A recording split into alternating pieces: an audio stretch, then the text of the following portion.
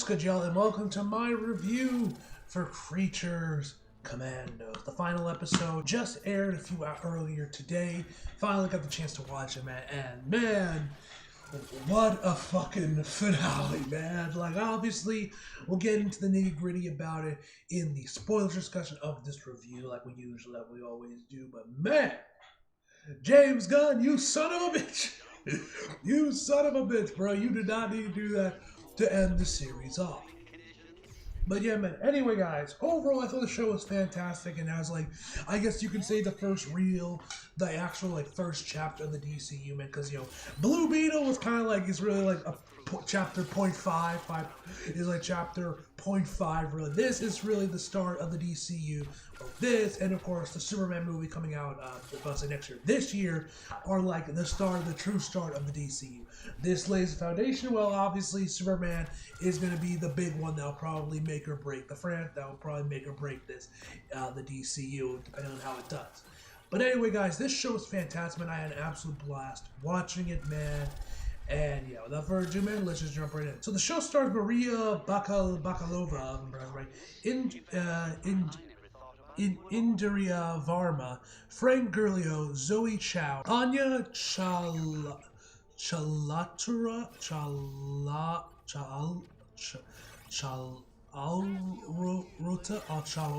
I pronounce that right, Alan Tudyk,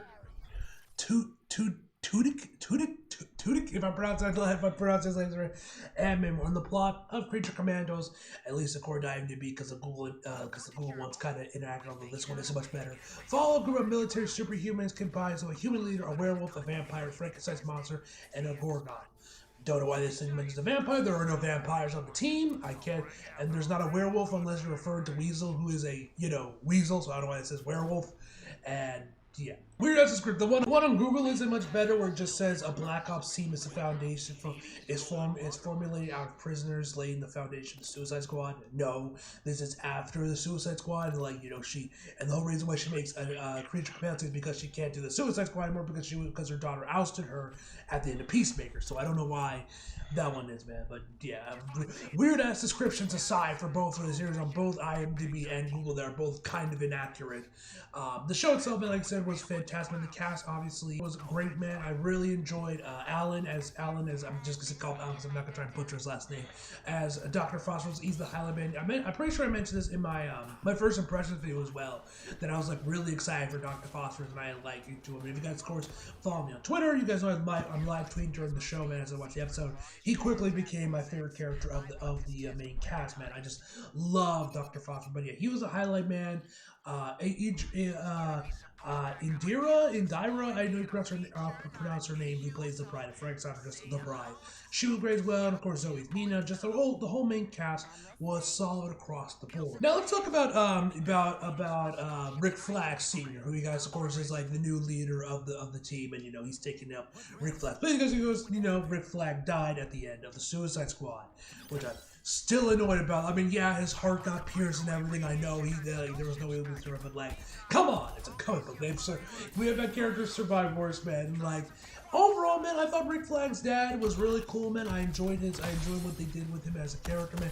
I really dug his relationship with the princess, man, where she ends up, like, they kind of have a little thing going on there, man, and like Dr. Phosphorus is low-key like a wingman for him, man, where, she's trying to flirt with him, she's trying to, of course, trying to sleep with him, man. Of course, he, Rick Flag Sr., he's all business, man. He does not want to mix business with pleasure, but eventually they do start bumping uglies in the bathroom, man.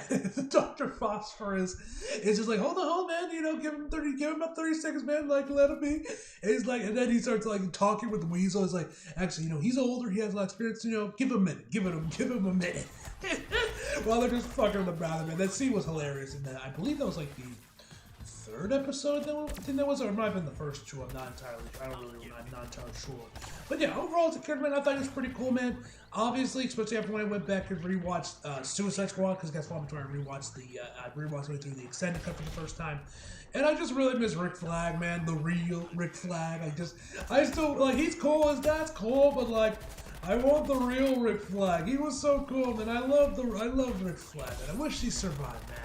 That's some bullshit on James Gunn, man, for like giving us some hope that he might have survived, and then be like, nope, fuck you, he's dead. Fuck you. Like, bro, let him live. I want Rick Flag. But anyway, man, he's cool, man. The art animation throughout the show is very good throughout the entire show, man. I believe that like this one was actually done by a French studio. In this case, man, I really took the fight they had with Rick Flag and Dr. Phosphorus. I want to say it was episode 2, but that fight, I don't know if I mentioned if I did mention it in my first impression or not. Whenever I literally do not remember where most of these episodes were from earlier on. But I thought it was really cool. But that fight I thought was really well done, man. It was really well animated, man. That fight looked really good. But yeah, the art animation I thought was solid, man. The music was pretty good as well, man. And of course, in typical James Gunn fashion, man, he obviously, is great with the character writing here, man. As we learn more about each of the characters, man, we kind of found their backstories, man. The man is a master of making you care about, like, misfit type characters or characters that are used to portray as villains and making you care. He did this with the He did it with the Suicide Squad to a certain extent, man. He did this with, of course, the Guardians, obviously, especially Rocket in Guardians 3, man. Jesus H. Christ, man. What a film that was, and that whole arc when we learned about Rocket's backstory and the villain, man. Such an incredible film. And that continues on here, man, where we obviously found about Weasel, about like the 8 kids he murdered, or like at least that's what they claimed for him, man. Of course, we found about Nina growing up as like her upbringing, man. We get the bride's backstory, how like her birth and everything, man. And Jesus Christ, Frankenstein, man. Oh my God, Frankenstein's monster. Though I think in the show he's just called Frankenstein for some reason. I don't know why he's not called Frankenstein's monster, because that's what he is, but I don't know. But inaccuracies aside, man. This dude is the most delusional motherfucker I have ever seen, man. This dude is convinced that because the bride was made for him, that she's in love with him. Even though anyone who watches this show, man, can tell you from frame 1 till the end of the series, man, she does not care about him, man. She wants nothing to do with him. She hates Frankenstein's monster, but this dude will not leave this woman alone. This man was stalking her across the globe for centuries. Like it's actual bad when we got to her episode, man, and we talked more of Frankenstein's monster and all this shit that this dude was doing, man. It was actual madness. But obviously the highlight, I think the backstory, at least for me, man, Weasel was definitely a big one. And I think he was probably my second favorite one. But obviously the top one is Dr. Phosphorus. Now we find out his backstory, which obviously we'll get into the spoilers discussion. We'll talk more about those there. But man, I really don't really know about Mr. Phosphorus, man.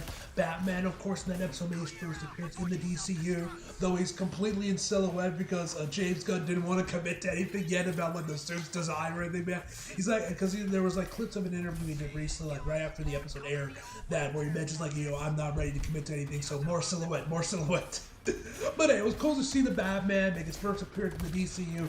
Sure, it would have been cool if we got like a super reveal what he looked like, but also got to get where James Gunn's coming from. That he doesn't want to like commit to anything now, especially animation and designing a super animation, and of course making that actually buildable and look good in live action. There's two completely different things. So I understand he wanted to wait till like they actually get started on production or pre-production on the Brave and the Bold to then design the back to be like, okay, now we have a design. Now we can commit to this for any future appearances across video games, movies, and animated TV series, an animated series. So fair enough on that point, man. But still, it would have been cool if we did get indeed like a full suit reveal with the Batman look. But it was still cool that we got to see him in the episode.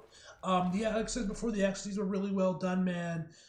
Music was once again solid, as we typically expect from a lot of James Gunn's projects, man. He always has some really great taste in music. G.I. Robot is another highlight, though I'd say out of all the team members, he's the one that gets sidelined the most and kind of gets thrown to the wayside. Like, after, like, their initial mission is done in the last, and we go to, like, the last few episodes, the dude gets sidelined, and we don't see him for, like, strips, like, 2 episodes. He doesn't make a single appearance. And then we don't see him again till the final episodes when he finally returns. So, yeah, G.I. Robot, though, his backstory was really funny about him, because, his whole thing is about shooting Nazis, and, like, what we find out about him and, like, what happened to him right before he got sent off and, and Amanda Waller got him and everything, man, was pretty funny. But G.I. Robot was another highlight, man, with him always wanting to shoot Nazis.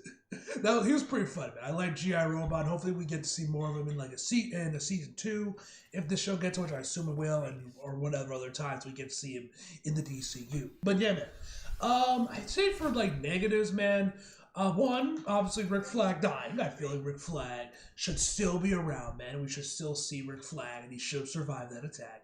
But I also question with the final episode. Like I said, I will not get too deep into spoiler, man. But like, I don't know if I need to go that direction, man. I don't think, like, obviously I'm sad, and you guys, of course, Twitter is, like, everyone's, like, depressed now because of the ending and, like, what happened in the episode. But what I think about, man, I feel like the show didn't need to go in that direction, and that's probably all I'm going to say just to avoid spoilers.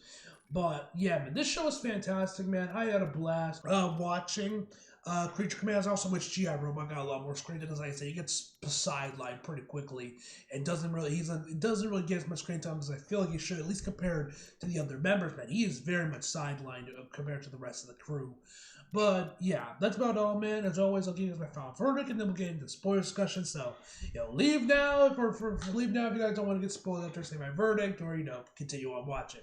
But anyway, guys, overall, I give Creature Commandos a 9 out of 10, guys. So like I said, we're not getting spoilers, guys, so if you guys do not want to get spoiled, leave. This is your final warning. Now, first of all, Nina fucking dies, man. And like, yeah, it was a shocking ending, man. I'm like, oh shit, Nina dies. And this does lead into where I found that Amanda Waller was right about the princess. We found the second mission that she gets a vision from one of the Amazonians, which I thought was interesting. That we actually got introduced to Amazonians, to the Amazon, to like Themyscira and Amazonians this early on in the DCU, which obviously because she exists, man, this definitely insinuates that most likely Wonder Woman already exists, which to be fair, that's what James Gunn said. I think he said like most, if not all, of the characters, at least of the main Justice League characters, have already been pre-established in this universe. They're already a thing in this universe. None of them are going to be having, like, this is not going to be any of their characters' debuts, seemingly. And since they are taking elements from the DCEU, like the ones James Gunn, like, of course, Peacemaker, as well as Suicide Squad are both canon, then probably that also adds to that thing that the Justice League is already established, at least the characters in some capacity have already been established. So this most likely assumes that Wonder Woman also exists in the DCU already, and she's doing whatever she's doing. But yeah, like that was pretty interesting. Bloodhaven also gets a mention as well. Obviously, that's where Nightwing is living. So, and we know that Damian is the current Robin in the DCU, so that obviously does make us question if this is like, and I think Bruce himself in this version is gonna be like way older, like he was in the DCEU.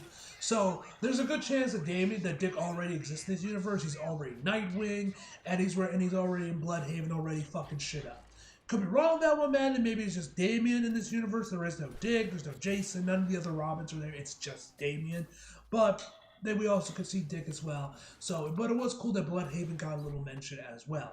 But yeah, as I was saying with Nina's death, man, like I said, it leads into with them realizing that Nina Manowar was right about the princess being turned into like this evil warlord or whatever. Because as we find out in the last episode, she actually did bring in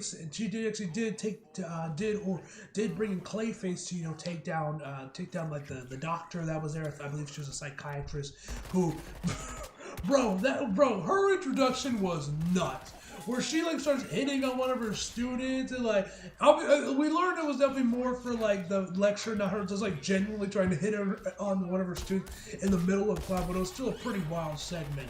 That whole segment of the episode, and she mentions about the vision that she's having, and that these are legit, this, that, and the third. And so like the princess has this whole elaborate plan where she brings in Clayface to impersonate the doctor, to make it sound like that, to make them think that that's actually not the case. Man, this future did not happen. This premonition isn't legit. When we find out it actually is, as she kills Nina, man, bro. She stabbed the fuck out of Nina too, man. Jesus Christ. She did not need to do Nina dirt like that, but I do like the way that the bride kills her off with the slow motion and everything, man. It was edited really well and well animated as well. With the slow-mo and the camera angles, man, when she finally lands a bullet right between her eyes, man. It was really well done, man. The backstory episode, like I said, we found with Nina. Her whole thing is obviously, her being a fish person. Well, first we found that she had like some deformities when she was born, where like her lungs were on the outside of her body, which looked really weird. Not weird like the animation was bad, but just like, oh my god, this is uncanny kind of thing, like this is unnatural to have your lungs like, visible outside of your body. So then we found that she's like, it's hooked up to this machine that her dad hooks her to so that she can breathe. We do see that she definitely is struggling with that thing on, because we see them walking together with one another, going to like this park where a bunch of other kids are playing, and she is like really struggling to keep up with her dad as they walk over to them, and like she looked in very rough shape. But anyway, they lead to him doing a procedure on her that I don't know if this was meant to happen, man. It kind of made me seem like this was a little odd, but I think this might have been the plan, the whole point, as we find later on the episode, that she turns her into and that she splices her DNA with fish, to turn her a fish person so that she can breathe underwater, so that she no longer has to have this this device on her chest, this 30-pound device on her chest, just so she can breathe. So, and of course, she gets bullied and clad by everyone, man.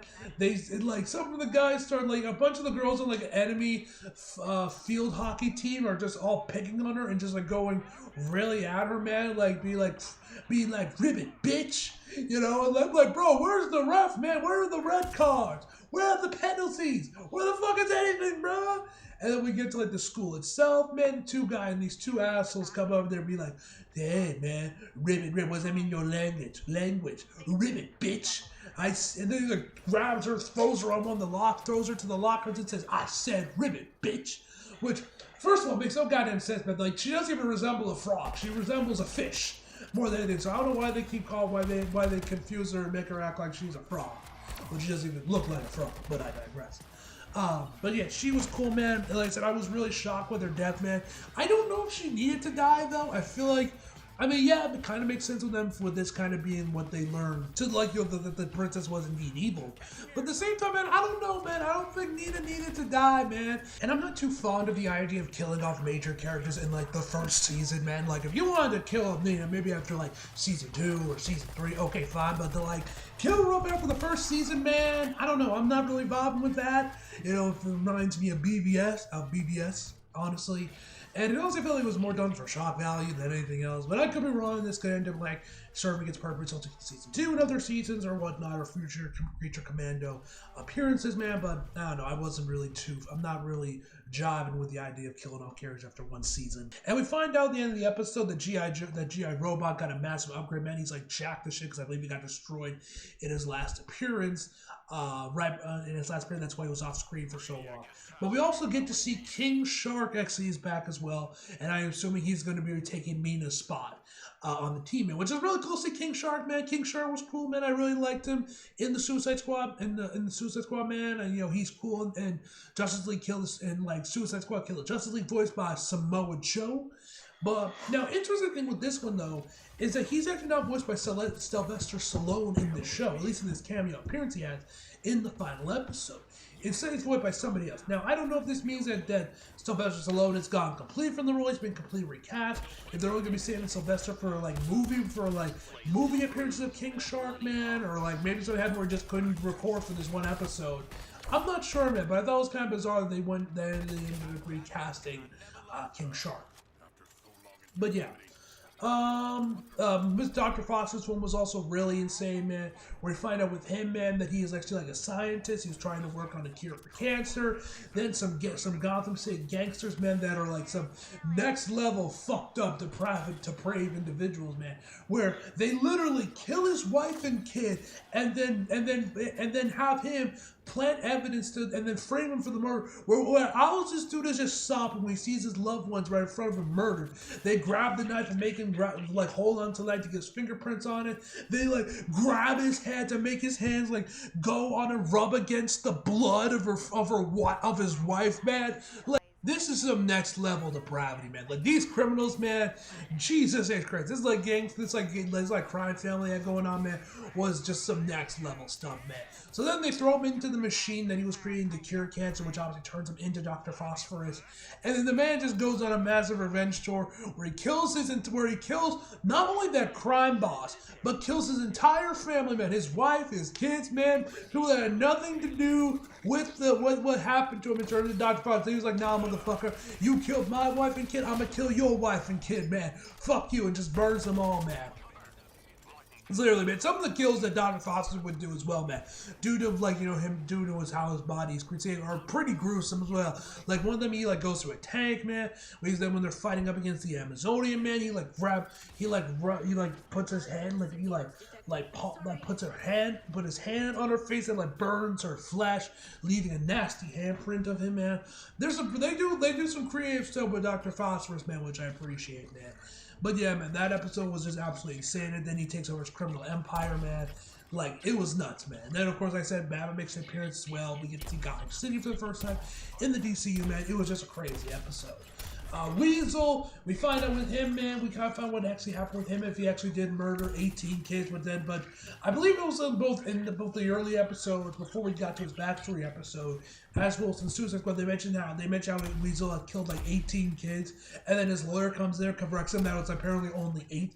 And I love Rick Flag Sr.'s response, like, "Oh, then he's a saint." I love that line, man. That was funny. I also did like the dynamic between Rick Flag Sr. and as well as Frankenstein in that episode where they're like working together to fight off against Clayface, where he's playing MK1. I thought was pretty cool, man. I really loved that episode. But anyways, I found with Weasel, we find out that he was just kind of like, they didn't actually murder those kids. And then what happened was, he was like alone in the forest, man, hiding behind the bushes so that no one would see him, man. The kids would find him, man. They would try to bait him out of there, man, just so he can get near them, man, with like food and everything, man. They start playing together, man, with this ball. And then eventually, like late one night, this dude ends up seeing, someone who was actually voiced by an anime voice actor, man. I forget who voices him in the show. I don't know if behind the voice actors has the dude listed on here, man, but I did see a tweet of the voice actor claiming that it was like, hey, it was like an anime voice actor that I followed. I forget who it was. If you guys remember who it was, please leave it down below in the comments, man, who was playing this like hunter guy that snitched and like called the police on Weasel and like set this whole thing in motion. Though Robbie Damon is also the episode, he plays a handful of characters in there as well, which was pretty cool. But anyway, as I was saying, so like they're playing around, like the dude calls the cop, man. He gets in there, man. Shit goes, all hell breaks loose when like a kid messes like one of the valves or something, causes like a fire, and like and like a bunch of the kids die from the initial explosion except one girl, and Weasel tries to save her, but the cops keep shooting at him, and she eventually dies in the fire while the cops are too busy trying to arrest Weasel than actually rescue the girl. It was pretty nuts, man. And also when we get to Nina's backstory and the cops straight up shoot her down, man, that was like an oh shit moment, man. That was crazy. And then for G.I. Robot, this is also when Robbie Damon makes like his first appearance in Creature Commandos, but like I say, he plays a character. I definitely recognized him in this episode voicing one of the other soldiers in G.I. Robot's company. So we know he was a robot commissioned in World War II to kill Nazis.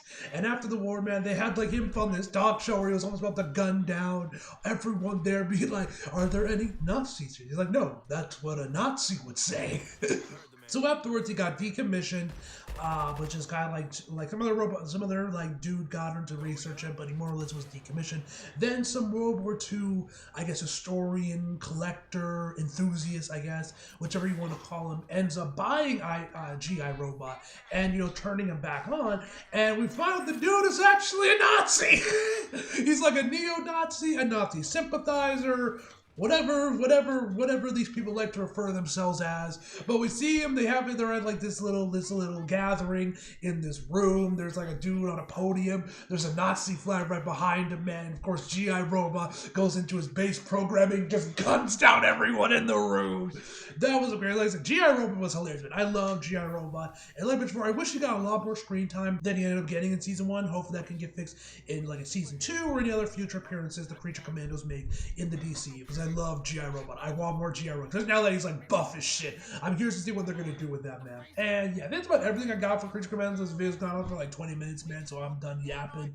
But yeah, man, this show was fantastic, man. I'm looking forward to the sequels, to a follow-up, if this does get a season 2, which I assume it would, because like I said, the show was awesome. I want to see more of the Creature Commandos, man. Though I do kind of wonder if we are going to see the Suicide Squad return at some point, eventually return. Or maybe Creature Commandos will take that spot of, the Suicide Squad in the DCU.